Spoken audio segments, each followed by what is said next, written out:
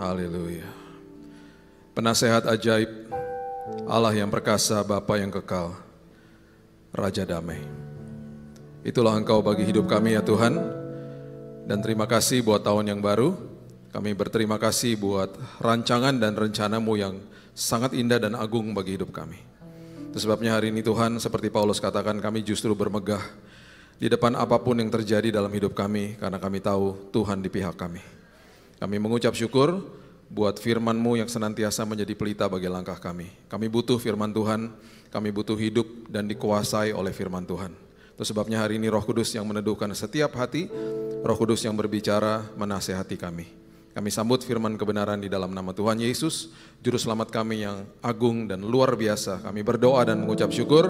Kita sama-sama katakan, amin, amin, amin, amin. Silakan duduk. Shalom.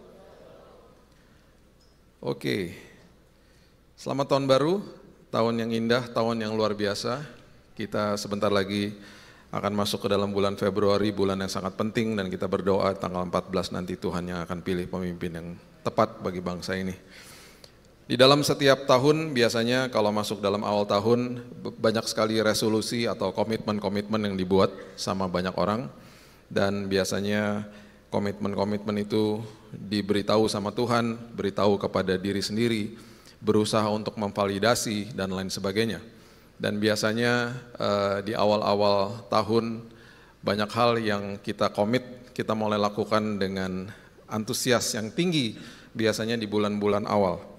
Tetapi dengan berjalannya waktu seringkali komitmen kita luntur karena kita tidak mengerti dasar daripada komitmen kita kepada Tuhan, kepada manusia, kepada hidup ini di dalam Tuhan. Nah, pagi hari ini kita mau bahas tentang prinsip komitmen di dalam firman Tuhan. Apa yang Tuhan katakan, apa yang Alkitab katakan, dan ini sangat penting supaya kita mengerti bahwa komitmen yang kita buat kepada Tuhan, kepada manusia, itu semuanya akarnya harus vertikalnya beres dulu, baru horizontalnya beres. Dan setiap kali kita melakukan itu, setiap kali kita melakukan apapun dalam hidup ini, selalu acuannya adalah kehidupan daripada Yesus. Dan itu sebabnya pernah ada satu orang katakan begini, mana bisa Pak, dia kan sempurna dan lain sebagainya. Jangan salah, roh yang membangkitkan Kristus dari kematian ada di dalam kita. Kita mungkin hari ini katakan, mana bisa Pak saya hidup taat, kan susah Pak. Betul, dengan kekuatan sendiri saya nggak akan bisa, tetapi dengan roh Tuhan yang ada di dalam saya sanggup. Itu sebabnya Paulus katakan justru di dalam kelemahanku, kuasa Tuhan makin menjadi nyata dalam hidupku. Makin kita berusaha dengan upaya kita sendiri, kita akan makin gagal. Tetapi justru ketika kita katakan, Tuhan saya nggak sanggup, tetapi saya akan bisa Tuhan dengan kuasa yang kau berikan kepada aku, karena aku lebih daripada pemenang. Itu sebabnya setiap hari validasi dirimu dengan kebenaran firman Tuhan, jangan percaya dengan kebohongan iblis.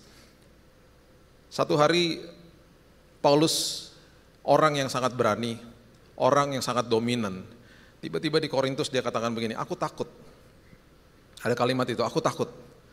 Kalau sampai tipuan iblis berhasil menguasai pikiranmu, yang akhirnya pikiranmu bisa sesat, dan akhirnya engkau lupa sama kesetiaanmu atau komitmenmu. Itu kalimat yang Paulus katakan kepada jemaat di Korintus. Dia katakan, aku takut kalau sampai satu hari pikiranmu tersesat dengan tipuan-tipuan iblis sehingga membuatmu tidak setia lagi atau tidak komitmen lagi sama Tuhanmu. You forgot your devotion dalam bahasa Inggrisnya. Petrus mengatakan hal yang serupa, dia katakan, yuk bertumbuhlah di dalam kasih karunia supaya kamu tidak tersesat, tidak kehilangan pegangan. Karena dengan semua kebohongan dan apa yang kita percaya dengan kebohongan iblis itu akan membuat justru iman kita makin luntur dan ujung-ujungnya kita mempertanyakan Tuhan. Bukan bertanya kepada Tuhan, tetapi mempertanyakan kedaulatan Tuhan. Itu yang bahaya. Nah, ada sebuah kisah di dalam Alkitab, di dalam prinsip yang namanya komitmen. Dan ini selalu menjadi ayat acuan dalam hidup saya. Kalau komitmen saya mulai goyah atau terganggu atau mulai terdistorsi sama iblis.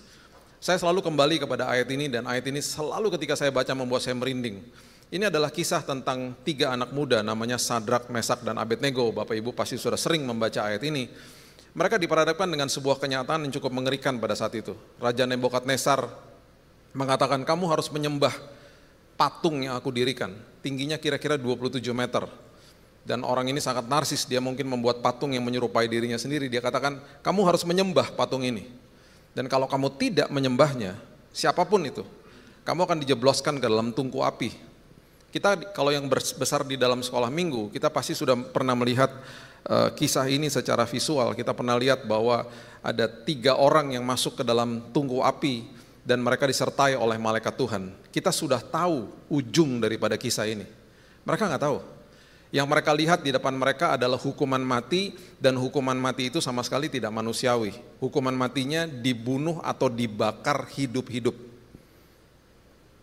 Dan mereka melihat sendiri tentara-tentara yang saat itu sedang memanaskan api itu, mereka mati di depan tungku api itu karena begitu panasnya. Kalau saya tidak kuat-kuat iman, saya mungkin akan katakan kepada teman-teman saya, ya udahlah kita nyembah aja. Nanti setelah itu baru kita minta ampun sama Tuhan. Ada kemungkinan seperti itu. Yang benar aja, masa kita dihukum mati, dibakar hidup-hidup, sekarang hukuman mati lebih manusiawi. Kalau regu tembak itu harus menembak di bagian sini, di bagian jantung. Supaya dalam sepersekian detik orangnya meninggal, tidak begitu merasakan sakitnya. Di Amerika ada namanya lethal injection, seperti dibius, dimasukkan cairan racun ke dalam tubuhnya. Manusiawi lah, tidak seperti ini dibakar hidup-hidup. Nah ini adalah pernyataan mereka ketika mereka katakan begini di Daniel pasal yang ketiga ayat 17 dan ayat yang ke-18. Daniel pasal yang ketiga ayat 17 mengatakan begini. Jika Allah kami yang kami puja sanggup melepaskan kami, maka Ia akan melepaskan kami dari perapian yang menyala-nyala itu dan dari dalam tangan-Mu ya Raja. Pertanyaannya, apakah Tuhan mereka sanggup? Jelas sanggup dan mereka tahu. Ini kalimat yang membuat komitmen kita harusnya berdasarkan kepada kalimat ini. Tetapi seandainya tidak. Tetapi seandainya tidak. Tetapi seandainya jawaban Tuhan tidak sesuai dengan keinginan saya. Jawaban Tuhan tidak sesuai dengan apa yang saya mau. Tetapi seandainya tidak. Saya tahu Tuhan saya sanggup. Hendaklah Tuanku mengetahui ya Raja, bahwa kami tidak akan memuja dewa Tuanku dan tidak akan menyembah patung emas yang Tuanku dirikan itu. Dengan kata lain, Sadrak, Mesak, dan Abednego, Hanaya, Misael, dan Azaria nama mereka. Mereka katakan apapun yang terjadi, kami tetap akan komit. Dengan kata lain, komitmen dasarnya adalah tidak memberikan syarat kepada Tuhan. Komitmen dasarnya adalah tidak memberikan kondisi kepada Tuhan. Jika itu yang kita percaya, jika itu yang kita lakukan, vertikalnya beres, horizontalnya beres. Makanya ya, orang kalau kasih komitmen, gampang. Berdiri di depan altar, kasih komitmen, through better and through worse. Saya akan komit sama kamu. Masuk ke dalam ruangan HRD, ditanya mau berikan apa kepada perusahaan ini? Saya akan berikan yang terbaik, Pak, Bu. Semua gitu, di awal semua ketika melakukan sesuatu komitmennya paling hebat. Karena mengumbar kata-kata tuh gampang. Banyak orang lupa, sebuah komitmen yang mereka lakukan tanpa sebuah persiapan, tanpa sebuah pengertian, akan sekedar hanya kata-kata. Janji tidak akan pernah bisa menggantikan yang namanya sebuah persiapan, atau pengertian, atau sebuah pembelajaran. Makanya banyak orang hanya sekedar janji. Dia berpikir bahwa janji itu akan memvalidasi semuanya dan dia akan berhasil di dalam sebuah janji. Seorang atlet tidak bisa mengatakan kepada seorang coachnya atau seorang pelatihnya bilang, coach mainkan saya coach di dalam pertandingan bola. Saya akan memberikan yang terbaik. Kalau dia tidak latihan, kalau dia tidak mempersiapkan diri, dia tidak akan pernah bisa main yang terbaik.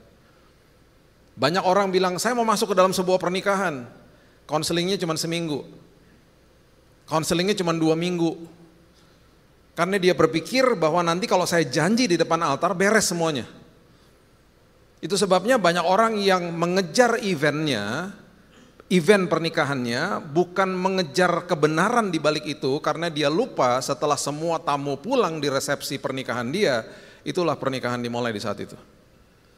Dia akan berhadapan dengan tagihan, dia akan berhadapan dengan mungkin hutang yang dia bayar mahal-mahal untuk impress orang, datang ke pernikahan dia.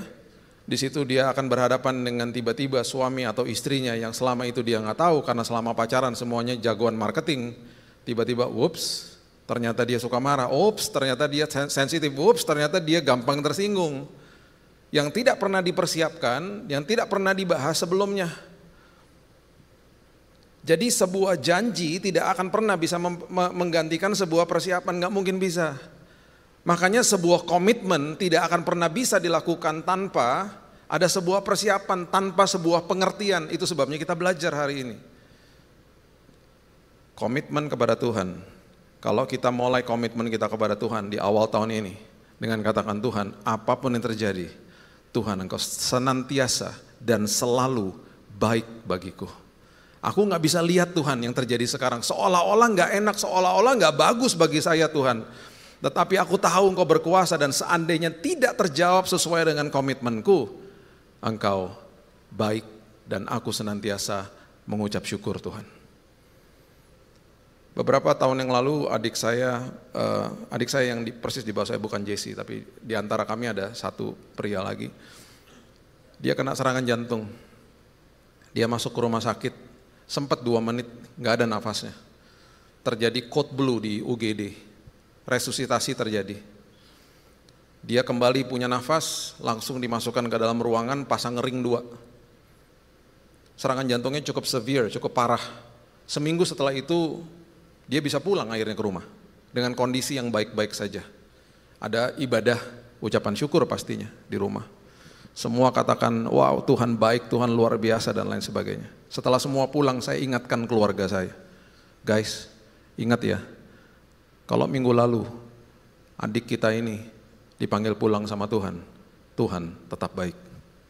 Jangan hanya katakan Tuhan baik kalau terjadi sesuai sama keinginan saya. Aduh Tuhan baik Pak. Gak banyak orang katakan begini, walaupun itu terjadi Pak, Tuhan tetap baik dalam hidup saya. Karena dia punya kedaulatan yang sangat indah atas hidup saya. Akhirnya apa? Kalau gak terjadi sama keinginan kita, kita akhirnya mempertanyakan Tuhan, mempertanyakan kedaulatan Tuhan. Itu yang Paulus katakan.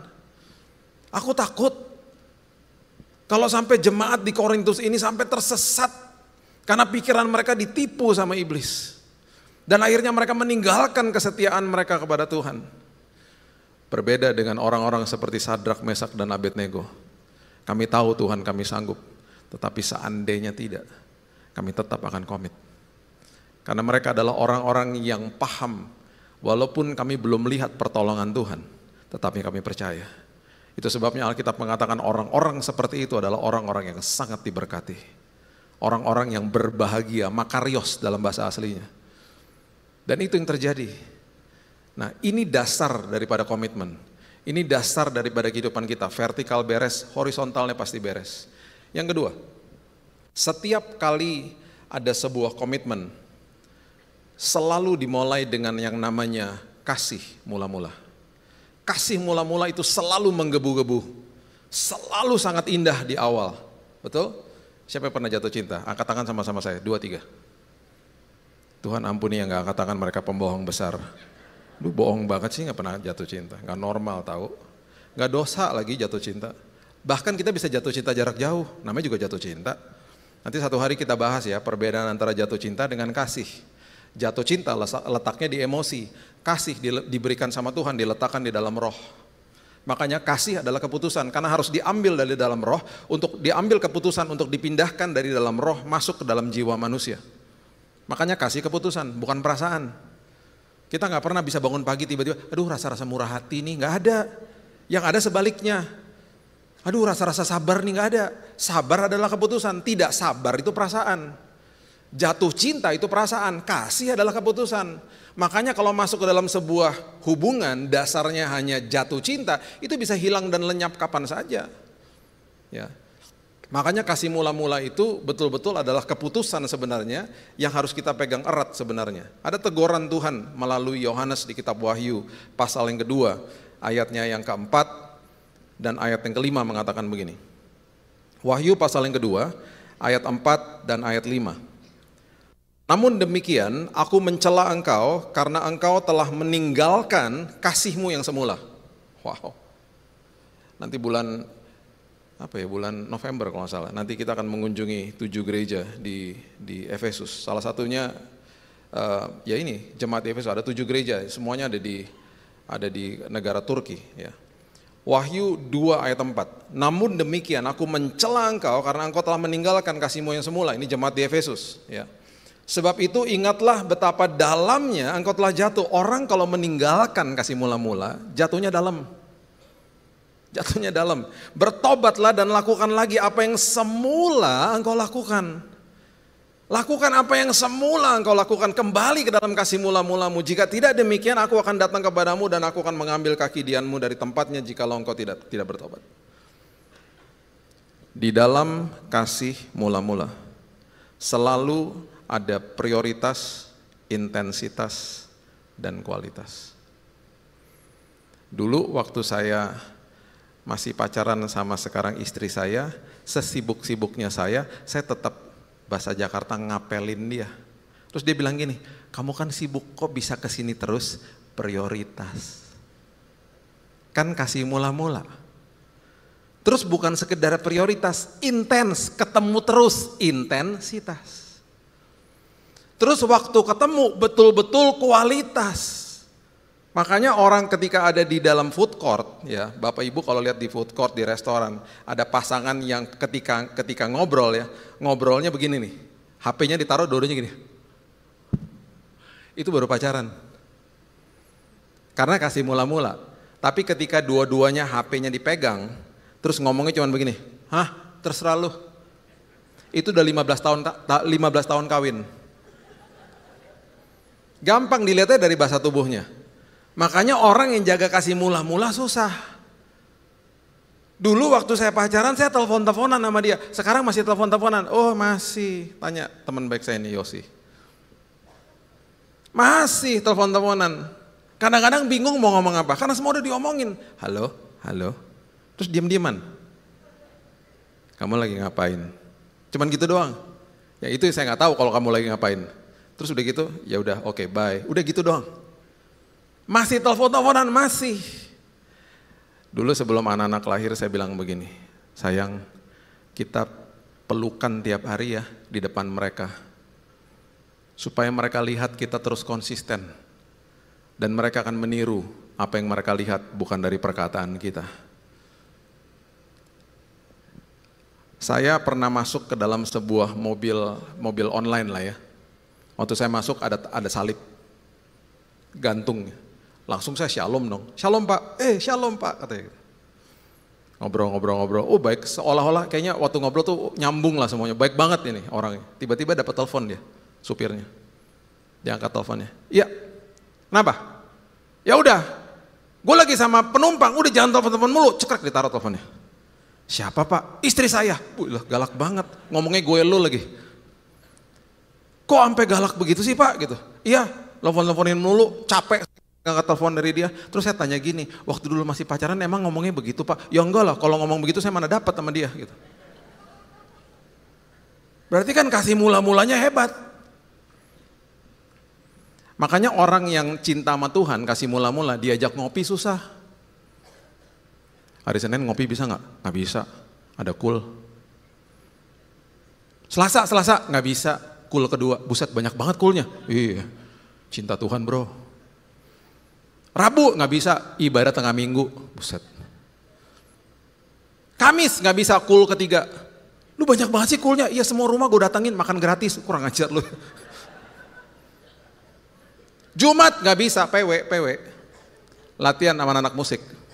Sabtu, youth, udah ada jangan ganggu gue lah. Minggu, lu nggak tahu PRJ 5 kali ibadahnya. Gue dari pagi sampai malam di sini. Kalau bisa gue minta kunci PRJ sekalian deh. Gue tinggal di gereja, gue jatuh cinta sama Tuhan bro, udah jangan ganggu gue deh. Lu duniawi banget sih ngopi-ngopi melulu ah. Udah minum perjamuan tuh sebanyak-banyaknya. Please deh. Orang-orang kayak begitu tungguin aja 6 bulan lagi, tanyain. Lu udah fleksibel gak? Bisa ngopi gak? Bisa lah. Lu udah gak sibuk lagi di gereja? Enggak lah, udah cukup lah, cool sekali aja lah. Ibadah jam 7 pagi udah cukup ah. Udah, saya nggak bilang kita harus ke gereja tiap hari, bukan itu maksudnya. Tapi orang-orang yang komitmen kasih mula-mula tuh kayak gitu contohnya. Menggebu-gebu di awal aja. Nanti setelah itu lupa sama kasih mula-mulanya. Makanya apa? Alkitab dengan jelas mengatakan kalau kamu lupa sama kasih mula-mula, jatuhmu bisa dalam loh. Kalau kamu lupa sama kasih mula-mula, kamu nggak jaga itu, kamu bisa dalam jatuhnya. Makanya kalau vertikalnya beres, kasih mula-mula kita sama pasangan kita terjaga terus. Kita nggak akan berikan kondisi sama mereka. Kita akan bangun pagi bilang apa? Saya mau jadi orang yang tepat bagi dia. Kita nggak akan nuntut dia lagi. Karena memang begitulah kehidupan orang Kristen. Bukan orang agama Kristen. Orang agama Kristen belum tentu dia orang Kristen. Orang Kristen adalah pengikut Kristus. Pengikut Kristus berarti mengerti isi hati Tuhan dan melakukannya dalam hidupnya sehari-hari. Nggak mudah. Makanya stauros atau menyangkal diri atau yang namanya memikul salib itu adalah sekolah kehidupan tiap hari. Tiap hari. Dan itu akan jadi indah dan memerdekakan hidup kita karena kebenaran-kebenaran itu memerdekakan kita. Di awal-awal orang akan menganggap itu sebagai suatu kebodohan. Paulus katakan kebenaran itu bagi beberapa orang dianggap kebodohan. Seperti contohnya minta maaf duluan. Kan selalu orang dunia bilang, orang bukan gue yang salah kok, ngapain gue minta maaf duluan. Itu kebodohan bagi mereka, betul. Tapi firman Tuhan mengatakan apa? Yuk mengasihi sesama sama seperti Kristus mengasihimu. Bukan sama seperti orang itu mengasihi kita. Berarti kalau minta maaf duluan berarti saya adalah lebih daripada pemenang. Berarti saya adalah orang yang membawa keteduhan, termostat. Saya yang menentukan suhu di dalam hubungan ini. Gitu loh. Saya mau jaga kasih mula-mula, saya mau jaga yang namanya prioritas, intensitas, dan kualitas kehidupan saya di hadapan Tuhan. Saya mau jaga prioritas saya sama Tuhan. Saya mau jaga intensitas saya, bukan sekedar prioritas saya, inten saya sama Tuhan. Dan saya mau jaga kualitas saya. Orang yang seperti itu adalah orang yang mengerti tentang komitmen. Yang ketiga, komitmen sudah pasti akan diuji. Nggak mungkin nggak diuji. Semua orang komitmennya pasti diuji. Itu sebabnya dikatakan begini. 1 Petrus 1 ayat 6 sampai 7 mengatakan begini. Bergembiralah akan hal itu, sekalipun sekarang ini kamu seketika harus berduka cita oleh berbagai-bagai pencobaan. Maksud semuanya itu ialah untuk membuktikan kemurnian imanmu ketika ada sebuah ujian yang jauh lebih tinggi nilainya daripada emas yang fana. Diuji kemurniannya dengan api sehingga kamu memperoleh puji-pujian, kemuliaan, kehormatan pada hari Yesus Kristus menyatakan dirinya. Seorang ibu bertanya kepada seorang pengrajin perak, Pak, ketika perak itu sedang dimurnikan, Bapak taruh di mana? Di api lah, Bu. Roh Kudus bicara sama dia. Ketika engkau sedang dimurnikan, engkau rasanya seperti dibakar-bakar di dalam api. Betul Tuhan, gak enak banget Tuhan. Dia tanya lagi pertanyaan kedua, Pak, ketika Bapak sedang memurnikan perak itu, Bapak di mana posisinya? Saya gak kemana-mana, saya pegangin pakai tongkat yang panjang. Tuhan berbicara lagi sama dia, ketika engkau ada di dalam sebuah ujian, aku tidak pernah sedetik pun meninggalkanmu. Aku pegang dirimu. Pertanyaan yang ketiga, pertanyaan yang paling penting, dia tanya gini, Pak, Bapak taunya kapan kalau perak itu selesai dimurnikan? Oh gampang Bu. Ketika saya bisa bercermin di perak itu dan saya bisa lihat diri saya, selesai perak itu dimurnikan. Roh Kudus bilang gini sama dia, ketika aku memandang dirimu dan aku melihat karakter Kristus ada di dalam dirimu, seolah-olah sepertinya aku bercermin ketika aku melihat dirimu. Selesai prosesnya. Kita dibuat makin mirip, makin serupa dan segambar seperti Tuhan. Selesai prosesnya. Jadi tujuannya Tuhan untuk betul-betul menguji dan lain sebagainya, itu membuat kita dan mengingatkan kita bahwa kita ini segambar dan serupa seperti Dia. Betapa indahnya ketika Tuhan bilang, wow, ketika aku memandang dirimu itu seperti aku memandang diriku sendiri. Karakterku ada di dalammu. Itu tujuan daripada ujian. Satu hari misalnya Tuhan berdiri di depan kita. Dan Tuhan katakan begini, saya mau ajak Bapak Ibu untuk pergi ke Singapura. Opsi pertama naik pesawat terbang 1,5 jam sampai dari Soekarno-Hatta. Opsi kedua jalan kaki 1 bulan baru sampai. Pilih yang mana, jangan bohong. Naik pesawat pasti ya. Ngapain sih Tuhan jalan kaki, yang bener aja. Ya contoh ya, misalnya saya dengan teman saya Yosi ini duduk berdampingan di pesawat. Ke Singapura 1,5 jam. Kenalan mungkin. kayak pernah lihat di gereja, apa kabar gitu, ngobrol-ngobrol ya. Terus tukar-tukar nomor telepon, bukan tukar HP ya, tukar nomor HP. Terus sampai di sana saling bilang, nanti kalau ketemu Jakarta, kalau ada waktu kita kontak-kontak ya, ngopi-ngopi ya, udah selesai udah. Cuman kenalan 1,5 jam, kepotong sama makan, mungkin tidur dan lain sebagainya. Satu hari saya ketemu dengan dia di mall, saya dengan istri saya tiba-tiba, Yos, Billy botak Garuda Singapura. Oh iya, apa kabar gitu ya, ngobrol-ngobrol. Saya kasih tahu istri, ini aku kenal sama dia dulu, pernah duduk bareng di pesawat. Oh iya, apa kabar? Udah pisah kan? Saya akan bilang apa sama istri saya? Itu kenalan saya kenal sama dia. Bayangin kalau saya jalan kaki sama dia ke Singapura. Kita cuman bawa ransel, isinya tenda, karena perjalanan harus murah, nggak boleh tinggal-tinggal di hotel. Bawa Indomie, bawa bekal lah segala macam di situ. Jalan kaki, bayangin, berarti apa tuh? Jalan tol ke Merak sana tuh, jalan terus nyebrang pakai feri ke Lampung. Jalan kaki terus ke atas, nyebrangin pulau-pulau tuh, Kepulauan Riau, Batam, terus sampai ke Singapura sebulan. Di hari pertama waktu jalan juga gitu, nanya dulu gitu, namanya siapa dan lain sebagainya. Hari kedua kan nggak mungkin kenalan lagi, udah 24 jam bareng-bareng. Masa di hari kedua kenalan lagi, siapa namanya kemarin? Maaf, gue karena botak menguap semua memorinya. Kan nggak gitu. Hari kedua, hari ketiga, hari keempat udah sama-sama. Kita akhirnya ngelewatin apa? Suka duka bareng-bareng. Hujan banjir sama-sama. Tinggal di tenda malam-malam karena kita setiap hari berduaan. Lama-lama kita tahu yang ngoroknya paling keras siapa. Terus lama-lama kita bukan ngomong-ngomong cuman ada di permukaan aja. Kita mulai ngomong-ngomong masalah zaman lalu, masa lalu. Pergumulan hari ini, harapan masa depan. Kita makin menjalin hubungan makin erat. Lewatin suka duka sama-sama. Setelah 1 bulan sampai, saya nggak mungkin bilang sama Bapak Ibu ini kenalan saya. Saya akan bilang apa? Bapak Ibu ini adalah sahabat baru saya. Tuhan nggak akan ajak kita naik pesawat. Dia akan ajak kita jalan kaki. Dan kita akan berteriak di dalam perjalanan itu. Tuhan, lembah kekelaman Tuhan. Nggak apa-apa, tenang, kan jalan sama saya. Tuhan, terowongan gelap ujungnya aja nggak kelihatan. Tenang, kan jalan sama saya. Setelah semuanya dilewati, Tuhan bilang gini, coba kamu lihat ke belakang. Kita lihat ke belakang, kita bilang, wow, kok bisa sih Tuhan lewatin itu semuanya? Kan sama saya. Di saat itu kita akan bilang apa? Terima kasih Tuhan, Engkau sahabat baruku.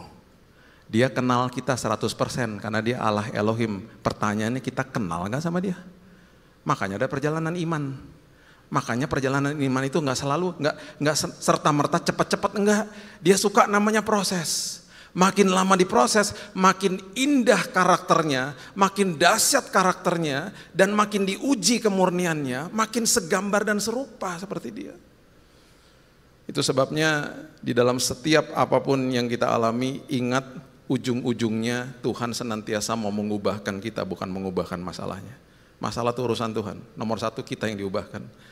Makanya saya dulu waktu, saya nggak pernah lupa ya, dulu waktu saya ada di lift sama anak saya, karena saya suka ajak dia dating time sama saya, dia kan pendeknya segini, masih kecil waktu itu, si Raina ini. Saya nggak pernah lupa, dia sering banget tarik-tarik celana saya di dalam lift. Dad, lift me up, angkat, gendong dong, waktu kita berdiri di lift paling belakang. Selalu saya bilang gini, sayang tunggu bentar ya, ini repot soalnya ini orang rame banget di dalam lift, gendongin kamu juga repot gitu loh. Saya nggak pernah lupa satu hari, tahun 2004-2005 di Mall Kelapa Gading. Di lift yang sangat ramai, penuh sesak dengan orang, dia tarik-tarik lagi celana saya. Dia pendeknya cuma segini. Dan saya nggak pernah lupa di situ, sepertinya seolah-olah Tuhan kasih saya pewahyuan gini. Bill, gendong Bill, kasihan tau nggak di bawah situ. Pemandangannya tuh nggak nyaman. Bapak Ibu bisa bayangin nggak berdiri di belakang lift, pendeknya cuma segini. Itu pemandangan di depannya betul-betul nggak nyaman. Yang udah mulai ketawa, udah mendapatkan pewahyuan, yang belum ngerti tanya maksudnya apa sih? Kalau ada kejadian-kejadian tidak diinginkan, anak saya kena duluan. Nah, yang ketawa udah dapat tuh, udah ngerti itu. Yang masih bingung, maksudnya apa sih?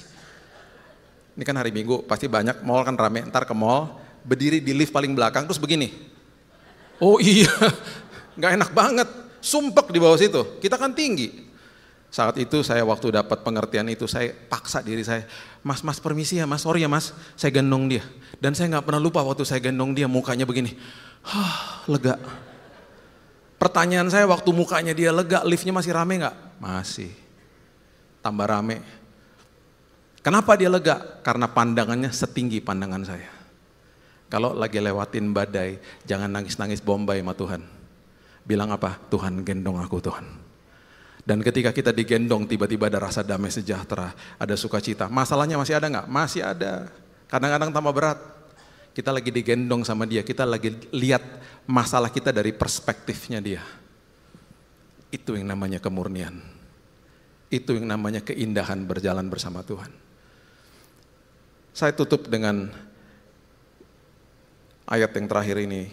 Di prinsip yang keempat di dalam komitmen adalah setiap kali ada komitmen pasti ada tandanya. Nggak mungkin nggak.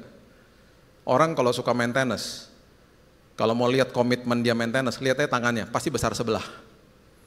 Jadi kalau setiap kali ada komitmen, pasti ada tandanya. Orang yang komit makan terus, ada tandanya nggak? Ada. Apa tandanya? Lihat aja sendiri. Dalam semua komitmen begitu. Orang yang komitmen ngambil narkoba, ada tandanya? Ada. Beler, kalau ngomong gini, gitu. Kayak orang EO gitu loh. Jadi semua apapun komitmen yang kita ambil dalam hidup ini, pasti ada tandanya.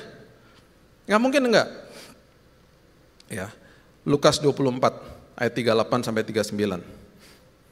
Akan tetapi Lukas 24 ayat 38 dan 39. Akan tetapi ia berkata kepada mereka, mengapa kamu terkejut dan apa sebabnya timbul keraguan-keraguan dalam hati kamu? Lihatlah tanganku dan kakiku. Aku sendirilah ini, rabalah aku dan lihatlah, karena hantu tidak ada daging dan tulangnya, seperti yang kamu lihat ada padaku. Komitmen Kristus di kayu salib, ada tandanya, dikasih lihat, nih, ini tandanya nih. Tidak serta-merta komitmen kita di dalam fisik, tetapi di dalam kesetiaan kita dan komitmen kita kepada Tuhan, lahirlah tanda yang namanya kesaksian hidup. Kesaksian hidup. Dan orang ketika lihat itu, dia akan lihat tandanya. Oh, ini orang punya tanda berjalan bersama Tuhan. Banyak yang saya mau berikan ya, waktu saya sudah mau habis. Saya berikan contoh ini aja. Beberapa tahun yang lalu, saya waktu anak-anak masih kecil ya, udah cukup lama sih. Saya sama teman saya pergi ke kota namanya Makau. Sampai di kota itu, kami dikasih tahu bahwa kami mau makan siang. Jadi kami nggak ngerti kotanya, jadi cari tahu. Ternyata, oh ada mall sebelahnya hotel bintang 5 katanya. Karena hotelnya bintang 5, dia punya servis bus gratis. Harus naiknya dari terminal bus itu gitu. Jadi kami bergegas ke sana. Jadi saya, anak-anak masih kecil-kecil, sama teman saya juga punya anak-anak kecil-kecil waktu itu. Jadi kami pergi ke terminal bus itu, kami mau naik bus itu ke hotel itu supaya kami bisa ke sampingnya, ke mallnya, makan siang. Waktu sampai di terminal bus, saya ngelihat supirnya, dia nggak turun. Dia tetap di posisi duduk gitu sambil main HP. Saya mau masukin kereta anak saya soalnya, bingung. Kok dia nggak turun-turun, ya udah saya buka sendiri. Bagasi bus kan di samping ya, di samping badannya bus. Dibuka, saya masukin kereta anak saya tutup lagi, saya masuk ke atas. Udah busnya jalan, kanan kiri, sampai di hotel itu. Udah, waktu saya turun, saya lihat lagi, itu supirnya juga diem aja. Jadi saya pikir, oh berarti self service lah ya. Saya buka lagi tuh bagasi busnya, aduh. Kereta anak saya udah masuk ke dalam karena tergoncang-goncang kan kiri kanan. Jadi saya merangkak masuk ke dalam badannya bus, di bawahnya bus. Tiba-tiba lagi saya merangkak mau ngambil kereta anak saya dengar pintu busnya ketutup karena semua penumpang udah turun kan, jegrek gitu. Posisi supir di sini, pintu di situ. Kalau dia lihat spion, dia akan lihat tuh bagasi samping kebuka begini. Kan saya di dalam situ. Tiba-tiba busnya jalan. Berarti supirnya nggak lihat. SOP tidak dilakukan dengan benar. Itu kelihatan di spion, kebuka bagasi samping. Waktu dia jalan, itu di lobi hotel kan banyak orang, pada berteriak dong. Termasuk keluarga saya, teman saya, stop gitu. Dia nggak dengar. Saya panik. Harusnya diem aja di situ. Cuman karena panik, saya loncat keluar, sampai koprol 2 kali. Jatuh, gubrak, jatuh koprol 2 kali, terus berdiri. Sakit banget kaki saya, tapi sempat berdiri gitu. Berdiri, terus dengan sakit, marah, kesel gitu ya, busnya jalan terus, dia masih nggak ngeh juga tuh. Saya loncat keluar dari bus tuh dia masih nggak nyadar. Sampai di ujung udah mau keluar, ada satu satpam ngejar dia sampai ke depan, dia akhirnya berhasil ada di depan bus. Stop, sampai begitu. Itu supirnya keluar, saya nggak tahu lah bahasa Mandarin, dimarah-marahin segala macam, ditunjuk-tunjuk, saya ditunjuk-tunjuk, itu ada orang, mungkin dikasih tahu lah kronologisnya, dia kaget. Terus saya lagi berjalan ke dia dengan tertati-tati begini, karena saya mau ngambil kereta anak saya masih di dalam soalnya. Jadi waktu saya sampai ke dia, dia minta maaf, dia sampai begini-begini. I'm so sorry. Dia ngomong Mandarin, saya juga gak ngerti juga. Saya dalam hati gini, udahlah, gue cuman memar dikit, udahlah saya gak mau masalahin. Saya ambil kereta anak saya, udah gitu, udah. Saya balik. Waktu saya balik, di lobi hotel tuh semua orang-orang pada ngomong, Pak, you get the CCTV ya, you sue this company, kamu harus tuntut nih perusahaan ini, dan lain sebagainya. Ini gak bener nih, itu bisa mencelakakan orang, itu ada CCTV, ambil aja. Teman saya juga bilang, iya Bill, ambil aja Bill CCTV-nya, lo kirim ke Hollywood. Karena tadi pas lagi koprol 2 kali keren banget. Bill gila Bill, lo kayak Fast and Furious Bill. Lo kayak James Bond tadi Bill, lo koprol 2 kali keren banget. Lo tau gak, itu kaki lo sama ban belakang bus tinggal segini Bill. Gila lo stuntman jago banget lo Bill. Apaan jago-jago tuh pertolongan Tuhan. Gue sakit nih. Sampai di dalam hotel. Petugasnya bilang, tulis aja surat komplain Pak, karena ini harus tangani dengan benar. Saya tulis surat komplain, dan saya puji Tuhan saya gak apa-apa, kita pergi makan. Udah, saya dapat email waktu saya pulang ke Indonesia. Emailnya berbunyi gini lah kira-kira. Jika ada kebutuhan medis yang Bapak perlukan, berapa saja kami akan reimburse, kami akan gantikan. Mohon jangan diviralkan, mohon jangan dikasih tahu. Kan ini hotel bintang 5. Ini ada nama yang harus dipertahankan. Kami akan ganti, kami akan berikan kompensasi. Waktu saya lagi baca email, teman saya lagi di rumah. Dia bilang gini, Bill, ini kesempatan bagus Bill. Gue buatin nanti ya, receipt palsu. Kita tulis, kita kasih ke dia, lu dapat duit Bill. Kita tulis aja 300 juta, oke? Nanti pas lu dapat bagi-bagi gue dong. Dia bilang gitu. Terus tau gak dia bilang apa? Bill, lu jangan naif. Lu layak Bill, lu layak dapat kompensasi. Lu dirugikan, lu layak. Hamba Tuhan manusia juga. Sebelum tidur malam, kata-kata itu terngiang-ngiang. Engkau layak, engkau layak, engkau layak. Saya nggak begitu. Besoknya saya email balik, saya bilang I'm okay. Dia minta maaf, dia bilang kalau datang ke sini lagi nih vouchernya dan lain sebagainya kami akan kasih kamar gratis bla bla. Saya nggak mau balik lagi. Saya nggak peduli, udahlah saya nggak peduli. Terus dia kasih tahu pokoknya supir itu udah dirumahkan, apalah diskors bla bla bla segala macam, udahlah. Hati saya tenang. Saya bisa kasih tahu ini karena ada kesaksian hidup, karena itu bagian dari komitmen saya kepada Tuhan. Hidup kita penuh dengan kesaksian. Ketika komitmen itu kita pegang teguh sama Tuhan, dan itu tanda yang bisa memerdekakan orang lain bahkan dalam hidup ini. So mulai tahun ini dengan prinsip yang indah. Masuk kepada tahun yang baru, jangan berikan kondisi kepada Tuhan, jaga kasih mula-mula, ingat pasti kita diuji untuk mendapatkan kemurnian, dan di ujung daripada itu semuanya pasti kita punya tanda yang indah karena komitmen kita kepada Tuhan. Berikan tepuk tangan kita kepada Tuhan kita. Bapak yang baik, Bapak yang indah, kami mengucap syukur, kami sudah ada di tahun 2024, terima kasih buat tahun yang baru, komitmen kami Tuhan kepada Tuhan.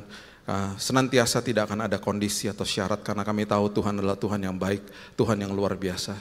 Tolong kami supaya kami kembali kepada kasih mula-mula kami, persiapkan hidup kami ketika kami diuji Tuhan, dan kami percaya kami akan mengalami Tuhan. Meteraikan firman ini karena kami juga sudah dimeteraikan oleh Roh Kudus. Hanya di dalam nama Tuhan Yesus kami sudah berdoa dan mengucap syukur, kita sama-sama katakan amin. Tuhan berkati.